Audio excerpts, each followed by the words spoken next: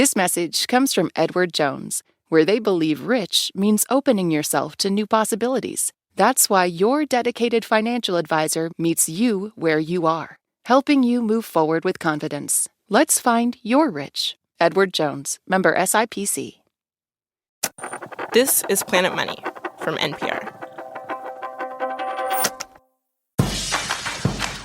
Welcome back, everyone, to Planet Money Summer School, Government Edition. The only economics degree you can get at 1.7 times normal speed. Very efficient. Saves a ton of time. Today, we boldly go into the arena of competition known as the market. In economics, a market is a place, even virtual, where buyers and sellers interact to exchange goods or services. And economists love markets. It's like all of our supply and demand graphs have come to life. People buying, people selling, shouting out prices. Wherever humans have congregated, markets have formed. Thousands of years ago, it was trading wheat and shells and copper. Hundreds of years ago, stock markets formed. Everything you buy goes through some sort of marketplace. Your cup of coffee came from trading in the bean markets. Your spouse might have come from the dating marketplace on the apps. Even kids will tell you one Snickers is worth at least 2 Twix. It's a law of nature. But sometimes, as we'll see today, markets can go terribly wrong. Greed can run out of control. Lives can be at risk. That's when the government often steps in. It gives the market a little nudge to work better. This is class number 6, Market Design. This is such a cool and interesting area. We wanted not just a professor to help us along, but a market designer. The invisible hand made visible. My name is Alex Teitelbaum, and I'm a professor of economics at the University of Oxford in England. I bet in England you don't need to say the in England part. Not every time. So, Alex, as a market designer, you are often brought in to look at a particular market and see if it can be run more efficiently. So what are you looking for? Well, you might say that all happy markets are alike, but all unhappy markets are unhappy in their own way. Very literary of you, yes. So let's think a moment about making sure that a market works effectively. Let's just say I'm in Istanbul and I go into their famous market there where they spot me immediately as a tourist and the negotiations begin. What can go wrong in a market for an individual? Well, in this particular market, what might happen is that you've got no idea what it is that you're buying. One of the things that makes markets work badly is that some participants have the information about what's being traded and others don't. So a really famous example that economists love is buying a second-hand car. The guy who tries to buy the second-hand car has no idea really how good the car is, and of course the seller does. And economists like to point out that this can be a real problem because anybody you really end up trading with might be selling you a clunker. There can also be collusion in a market. As I wander in looking for the rug I want to bring back from Istanbul, all of the sellers could have agreed, hey, the moment you see a tourist, make sure you double the price. Exactly right. So if these traders can get together and they can watch each other and can make sure that nobody's going to undercut, they can all agree to offer you a really high price. So we have these things that can go wrong in markets, and they get way more complex than the ones that I've brought up. How can you design a market so bad things don't happen? Well, we try to make sure that the things that make markets work well. So we often try to encourage competition. We try to make sure that the participants are informed. We try to figure out ways of preventing collusion. We try to make sure that the participants actually get together at the same time. That amazing bazaar you talk about in Istanbul, one of the things that makes it work really well is everyone is there at the same time, under the same roof. That makes a market work better than if the traders were scattered all over Istanbul and you would have to go around and look for one or the other. So that's the kind of thing we try to do. We try to get everyone under the same roof. We've got to make sure that there's enough competition, and we try to make sure that everyone is as well informed as anybody else. Is it fair to say that a good market maximizes the number of people who are happy at the outcome? Is happiness involved? Market participants being happy is very important because in the end, most market participation is voluntary. If a market doesn't work well, people can leave. And markets that work well, they attract more people to come and join them. So often the proof is in the pudding. You can see a market working well when the participants are happy being in that market. But of course, it wouldn't be an exciting episode of Planet Money if everyone was happy all the time. Today, we will have two case studies of markets that are not working quite right. One involves a secret flaw that allowed some smart people to make millions of dollars. The other case study is a market that quite literally killed some of its participants. We will take you fishing after the break.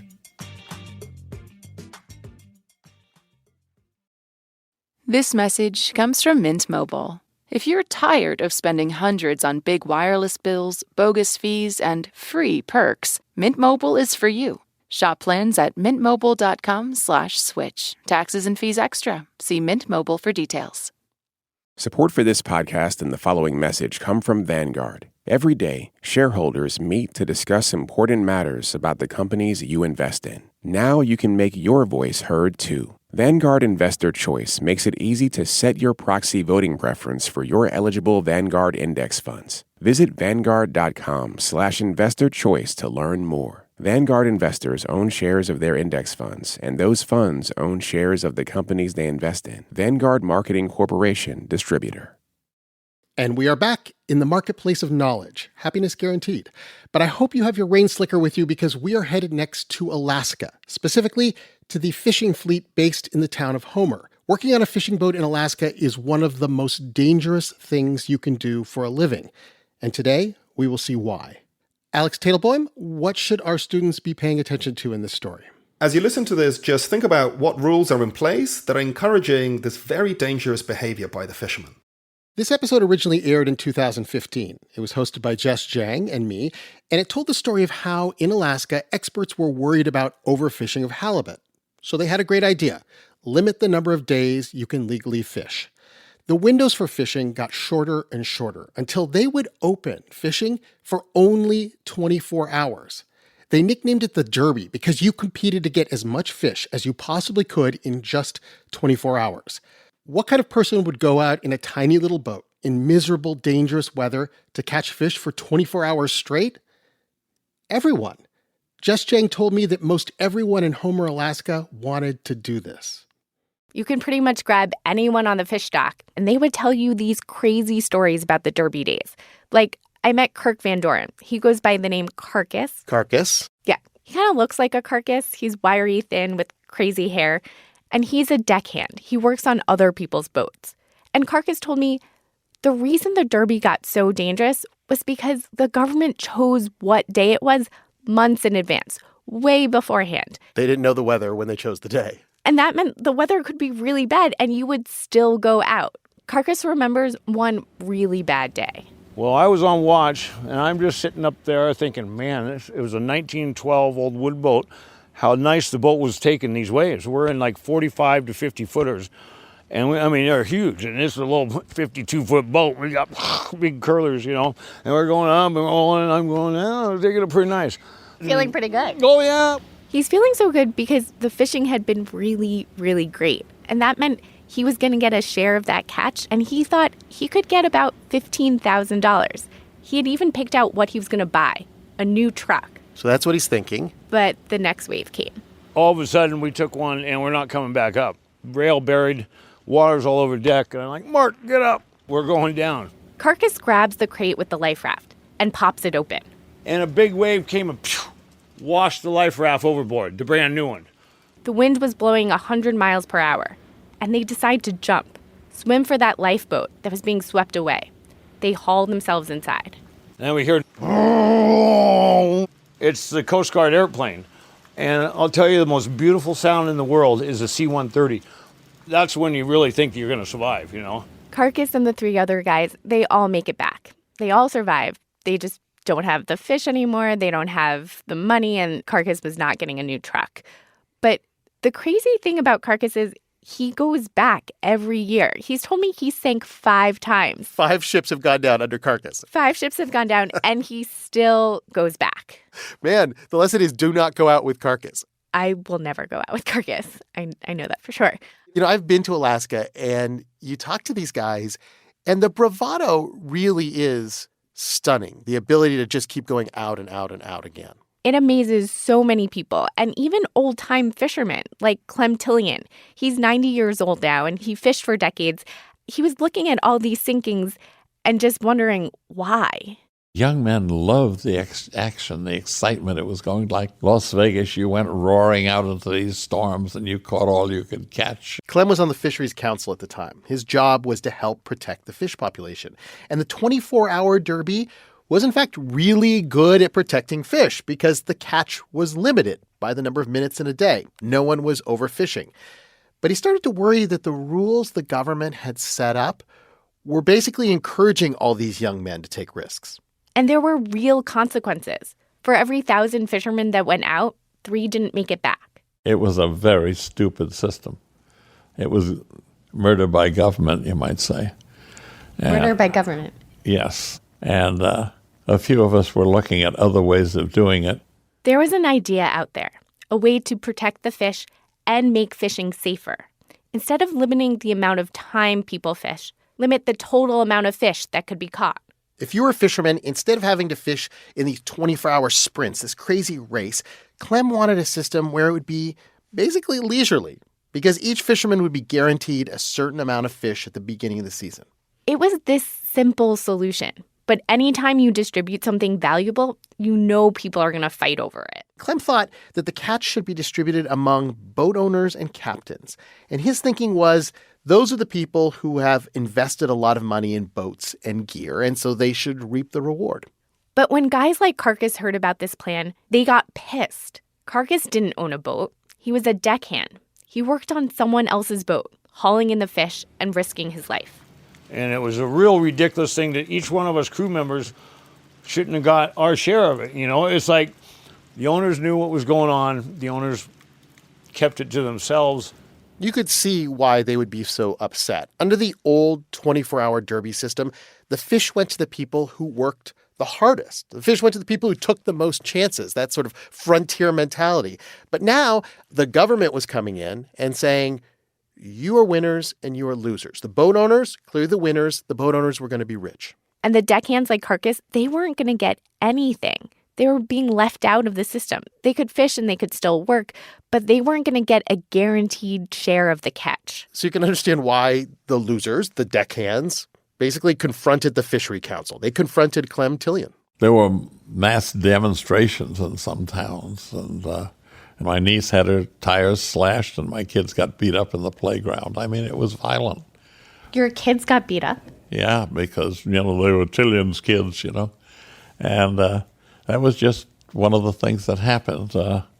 When people don't like something, they can get pretty mad about it, especially when it's their livelihood. And I was rearranging their whole livelihood. Now, Clem and the Fisheries Council did look at other ways that could be considered more fair. They looked at a lottery system where everyone gets an equal chance of getting the fish. Or an auction where the permits went to the highest bidder. But no one wanted to pay for something that they had always gotten for free. And so, with no better option, Clem drafted the proposal. Here's what they were going to do. Fish scientists would estimate how many halibut there were in the sea, how many could be safely caught. Then the boat owners would each get a share of the fish. No more race, no more derby. It went into effect in 1995. And when I visited Homer Harbor, you could see how different it was compared to those derby days. When I wanted to go out fishing, I didn't have to wake up super early. I didn't have to race. I just called up a boat owner, and she said I could come anytime. No rush. So this is the boat. This is us. This is our little boat. This is Christy and David Fry, and they tell me they have 1,700 pounds of halibut to fish. That's their quota for the whole year. And that's very specific, 1,700. How'd they come up with that? The government looked at how much fish the Frys caught in those old derby days, and they took an average and used that to calculate their share. Now, it's easier to enforce a time limit, 24 hours, than it is to enforce a very specific number like 1,700 pounds of halibut. How do they enforce it? David says there would be these federal agents from NOAA, and they would police the docks. When they implemented this system, they just figured everybody was going to be a criminal, I guess. So that brought the feds into it. So that mean there had to be guys with flak jackets on and guns and come down to my boat with a damn gun and a flak jacket. You're lucky you didn't go in the water, man. And boy, it just pissed me off. They're damn lucky I was afraid of them. No, Alaskans are big into their freedom. And I'm sure at first this fishing quota seemed like this straitjacket on what they did on the whole freedom, swashbuckling fishing vibe. It did. People were not into it at first. But soon, fishermen saw the advantages. If the weather was bad, they could just stay at home. If you don't want to fish all season, you can take a break and lease out your quota.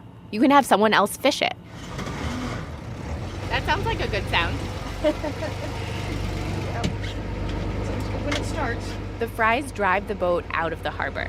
You don't see another commercial fishing boat for the whole day. And that, by the way, is the whole point of the new system. Now that people can trade or sell away their quotas, some boat owners have taken this easy money. They've given their fish to someone else and have totally gotten out of the business. The number of fishing boats is only a third of what it was before. And the theory is the only people left are the best and most efficient fishermen. Fish, fish, fish, fish. Keeper. Oh, slow down, dude. You beating that with a club? No, they're like one big muscle and they're just trying to get out of the boat. Oh. He's a fighter. They're lively when it's shallow water. It's gigantic. Christy puts a knife through the gills and then quickly removes the guts. She says in the past, during the Derby days, she didn't have time to take care of the fish like this. She just threw all the fish on ice and hoped everything stayed fresh. So it's better to gut it on the boat. It is so much better. She says it's more delicious. Okay, so the halibut quota system seems to be doing exactly what it was designed to do. The fish are more delicious. It's preventing overfishing. And the death rate for fishermen has plunged. The key question is fairness. And you can see from the Alaska case that it is really hard. It took 20 years for the fishermen to get used to this system. And there was only a couple thousand of them, and they still grumble about how it all shook out. I mean, it's still, at its core, a really difficult job. When I went out with Christy and David, they only caught 6 fish. All day long. The whole day. The thing is now, they can go out tomorrow. I guess we'll see what happens. Fishermen are eternal optimists. That was Planet Money editor Jess Jang out on the fishing boat in 2015. We're back now with our professor, Alex Tadelboim. Professor, the fishing market is interesting because the problem is so obvious. A totally unregulated market wouldn't work. They would just catch every last halibut. There would be none left. This is the classic collective action problem we always talk about here on Planet Money. Well, it's a fishery, and so the problem that often happens in fisheries is what we call the tragedy of the commons. Ah, famous one. That's right. And the tragedy of the commons happens when individuals, fishermen here, they're acting in their own self-interest. They're trying to catch as much fish, make as much profit, but they end up overusing and depleting a shared resource, which is the fishery. So when I go out to fish, I get as much fish as I can, but that slows down how much fish is able to reproduce. And so that means that you, Robert, who might also be a fisherman, is not able to catch as much fish. And one of the important things about the tragedy of the commons is it's not because people are terrible, right? It's not because, I want to hurt everyone else. Absolutely not. People are acting in their reasonable self-interest. These fishermen are commercial fishermen. They're trying to make as much profit as possible, but their individual actions turn out to be against the long-term interest of the fishing community. So they could all be better off by fishing less, but it requires all of them to coordinate and fish a little bit less. So we have this great example in the fisheries, but we see this in our everyday life. I mean, this happens everywhere, right? Yeah, we see it in everyday life. I have 2 kids. One is 4, the other one is almost 3, and they go to nursery. And during break time, they go out into the little yard and they play. And there are a lot of different toys. And some of the toys are really nice, and some of the toys are not so good. But what you often see kids do is that they end up fighting over, or because they're British kids, they often queue up for the really nice toys. And at the end of break time, some of the kids end up not playing with any toys at all. This must break your heart as a father and as a market designer. You're like, there need to be rules here. Absolutely. So every time I go and see them play, I just think, hey, it would be so much better if we just shared out the time. Everyone could get a bit of time on each toy. You wouldn't have to queue and wait quite so long. You could all have a really good time playing with some of the toys. But they're so keen to get this one particular toy, they all end up hurting themselves. They always ignore the economists, even as toddlers. That's exactly right. It really doesn't help having a dad who's an economist. So in the Alaska story, when the Fisheries Council realizes how dangerous the market is, they step in and do two things. They allocate the resource. They say, this is how many fish you can take. But then they make that share transferable. And it seems to me like this is the key thing. If someone like me, Robert Smith, got the quota, it would take me weeks just to catch one fish. But if I could sell my quota to someone else, like Carcass maybe, then he can, in theory, catch the fish much quicker than I can. That's right. And this is what we've seen in the practice of using these kinds of transferable quotas, is that in markets where they have been introduced, you end up with much bigger boats, with a lot fewer people fishing, and you often end up catching fish at a much lower cost. This principle, of course, can be seen in all sorts of markets. There are tradable quotas for water in some places in the West, for instance, so that farmers and cities can balance out who can most effectively use water from a limited source. And we've seen governments cap pollution, but allow factories to trade the quotas, so there's an incentive to clean up your smokestacks. We'll be back with our professor after our next case study that brings us into the world of auctions. In fact, it is the mother of all auctions. And some people figured out how to hack it. After the break. This message comes from American Home Shield. It's not a matter of if an appliance or system, like your HVAC, will break, but when. Without a home warranty, these repairs or replacements can cost thousands. But with an AHS home warranty, they will fix covered breakdowns, helping protect your wallet. Get 20% off all plans at ahs.com/NPR and see promo details. See ahs.com/contracts for coverage details, including service fees, limitations, and exclusions. This week on Wait, Wait, Don't Tell Me, we talked to legendary musician Jason Narducy about being in a punk band when he was just 11 years old. We broke up when I was 12. And, I just felt like I needed to go through puberty without band drama. Don't miss our full conversation and the rest of our games. Listen to the Wait, Wait, Don't Tell Me podcast in the NPR app or wherever you get your podcasts. The last phase of the World Cup is underway, and the NPR network has been there since the first whistle. Cape Verde is a small African island nation that surprised everyone by making it to the World Cup. Ronaldo did something no man or woman has done before. He scored goals in 6 different World Cups for a total of 10. As we enter the final matches of the tournament, head to the NPR app for all things World Cup from the NPR network. Welcome back, students. A market is a place where buyers and sellers interact. And one great way to do that is through an auction. And boy, do we love auctions here at Planet Money. We've been out to farm equipment auctions, Christmas tree auctions. We even considered auctioning off eggs a few months ago. But this next case study is perhaps the largest, most complicated auction we have ever talked about. And it had a fatal flaw. Keith Romer and I told the story in 2020.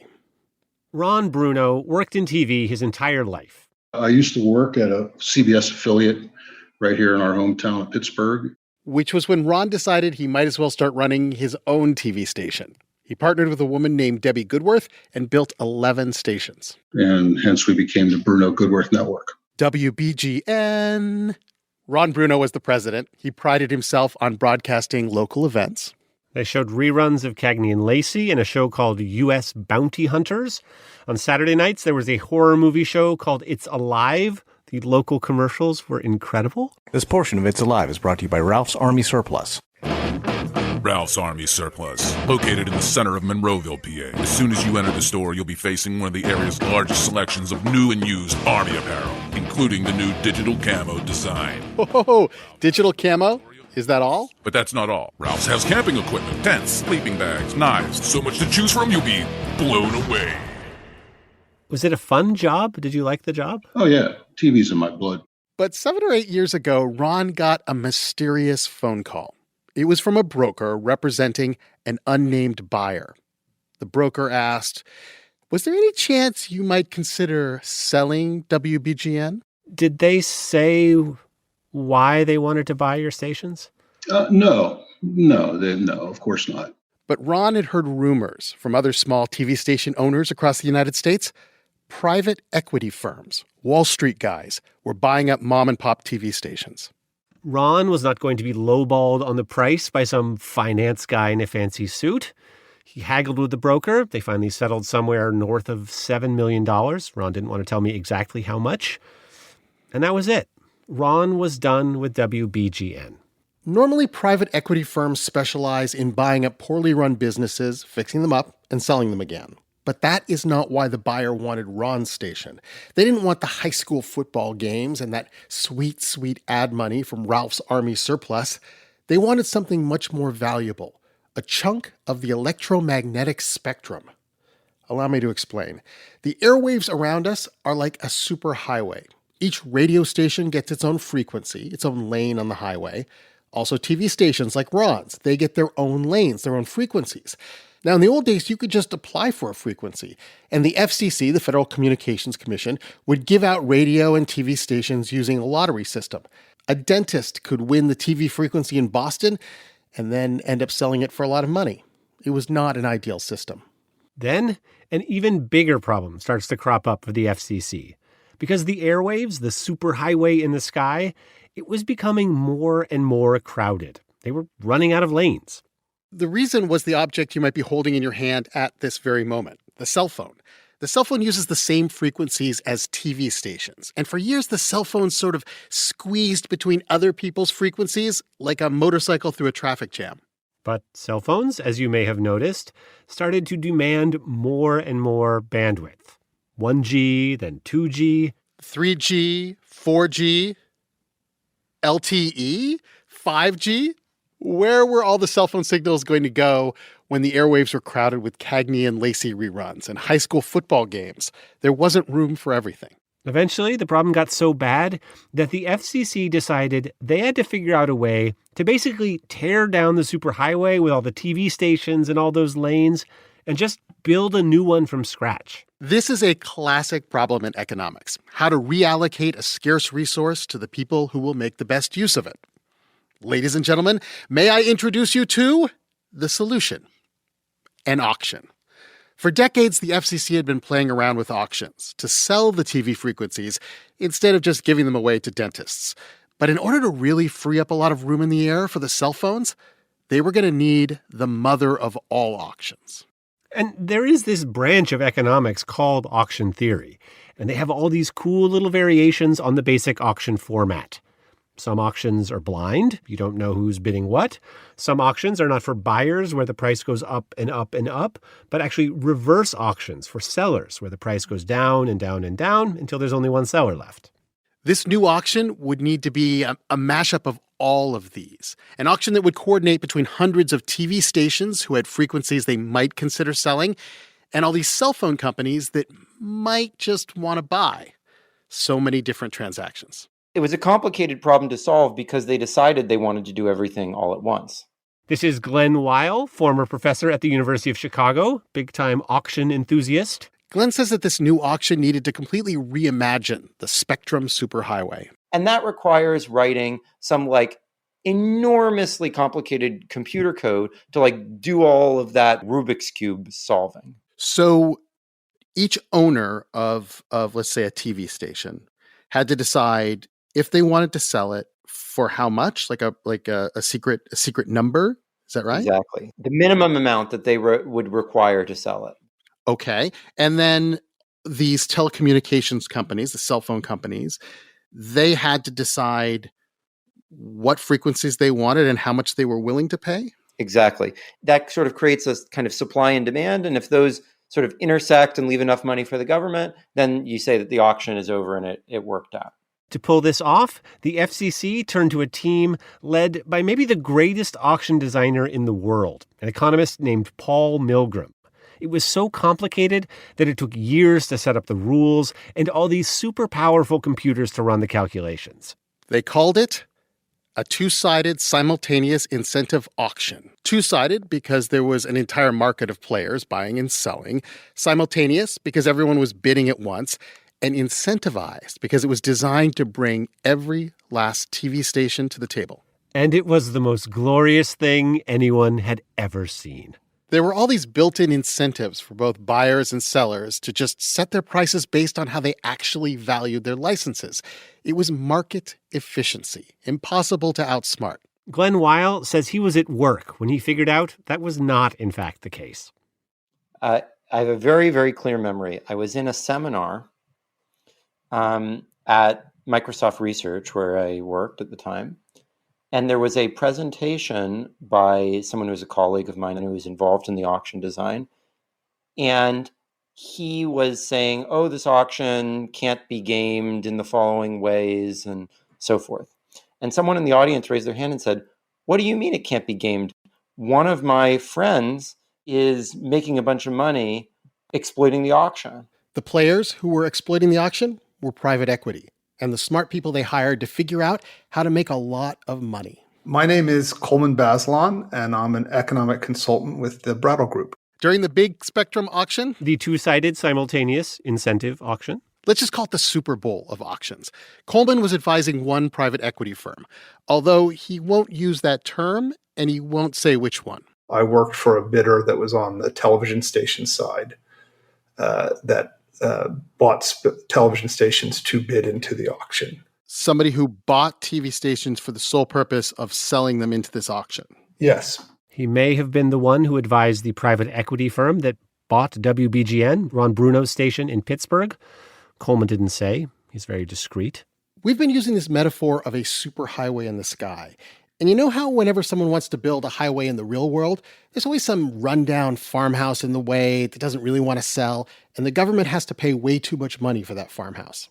The private equity firms, they essentially bought all these key farmhouses, these key pieces of the spectrum, blocking the new Spectrum superhighway. But the plan was not to stop the highway, to block the auction altogether.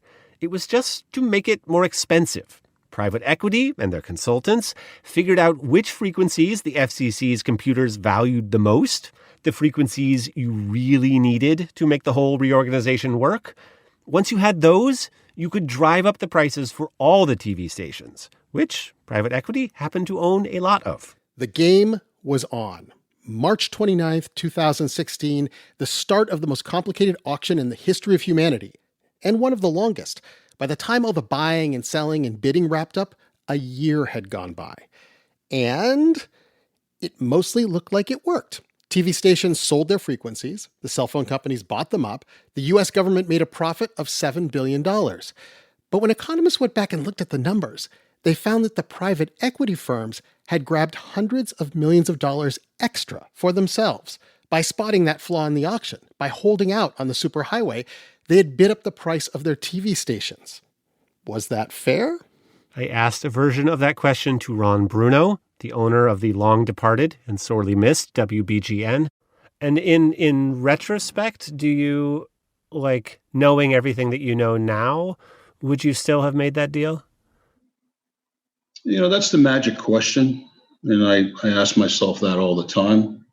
By the way, we looked it up. Those Wall Street guys sold the frequency of 5 of WBGN's 11 stations into the auction for $74 million, more than 10 times what they paid Ron. Keith Romer reported that story in 2020. After the break, we'll ask the market designer how to spot people messing with our markets.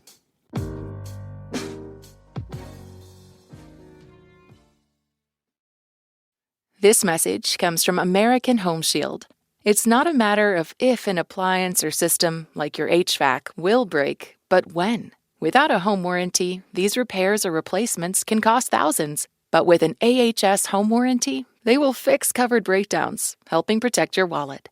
Get 20% off all plans at ahs.com/NPR and see promo details. See ahs.com/contracts for coverage details, including service fees, limitations, and exclusions. We are back with Alex Tadelboim, professor of economics at the University of Oxford. Our story told us about something called a double auction. So in other words, there were a lot of sellers, TV stations, and a lot of buyers, telecommunications companies. It sounds exotic, but there are actually a lot of examples of double auctions in our lives, right? Absolutely. So think of the New York Stock Exchange. So in the New York Stock Exchange, the buyers submit bids to get shares, and then sellers submit asks to sell those shares. And there's transactions happening all the time. So there's many examples of double auctions. Another one's the electricity market. Generators offer to sell electricity, and utilities bid to buy this electricity from them. What can go wrong in these double auction markets? And we sort of hinted at it a bit in this story. Well, what can go wrong in this market is that some market participants would have what we call market power, and it's their ability to skew market outcomes in their favor at the expense of efficiency. So an example of that in the stock market, say, is there are occasions when one giant buyer wants to accumulate a position in one company, or one company wants to dump a lot of stock that can influence the stock market. And at that point, their actions can actually just change the price of one stock. It doesn't happen in stock markets very often, but that's exactly the sort of thing that you might worry about. We usually think of markets working well and being competitive when no single participant can really meaningfully influence the price. So what can you as a designer, what can we as a society do to make sure that there aren't large, powerful players that are skewing the beauty of the market, the efficiency of the market? So one thing that we often do is we encourage competition in the market directly. So the more participants in the market, the better. Alex, I feel like we've been assembling a list of what makes a great market. You want plenty of competition. Everyone should have the same information. You want rules against collusion. And I guess it leads to something efficient? To an efficient and to a fair outcome. It's not just efficiency that really matters for a lot of market design. And the reason is that market participants need to accept what the market design ultimately is. And if the market allocations are really unfair, often people might say that this design is no good and not wish to participate. We're coming to the end of our class, so Alex, it's time for our vocabulary words. We talked about tragedy of the commons. What is that again? The tragedy of the commons happens when market participants who are acting in their self-interest deplete a shared resource in a way that means that's against their own community outcomes. So we talked about two-sided auctions like the stock market or the spectrum auction we talked about. And there's something that can ruin those kind of markets, and it's called market power. What is market power? Market power is when a single market participant can influence the outcomes of the market in their favor at the expense of everyone else. Our students can take these words with them, and that way when they see something wrong in the world, rather than getting upset, they can say, we should just redesign this market. Alex Tadelboim, professor of economics at the University of Oxford. In England. Thank you so much for coming in. Thank you so much, Robert. It's a pleasure. Okay, students, only one class left before our final exam and graduation ceremony. Start studying now. We'll have an online quiz, and if you pass, you will receive a diploma suitable for social media bragging, and legally not much else. And for those of you in New York, I hope to see you on August 18th for our live show. If there are tickets left, if you can get them in the show notes. Summer School is produced by Eric Mennel and edited by Alex Goldmark. It was fact-checked by Emily Crawford. Devin Mellor is our project manager, and the show was engineered by Sana Lofredo. I'm Robert Smith. This is NPR. Thanks for listening. This is Tanya Mosley, co-host of Fresh Air. From mail-in ballots to racial gerrymandering, a lot is at stake for America's free and fair elections. I spoke with journalist Ari Berman about what he calls a final blow to the Voting Rights Act. My fear is that we are returning to a politics of Jim Crow in the South. Listen to Fresh Air on the NPR app or wherever you get your podcasts.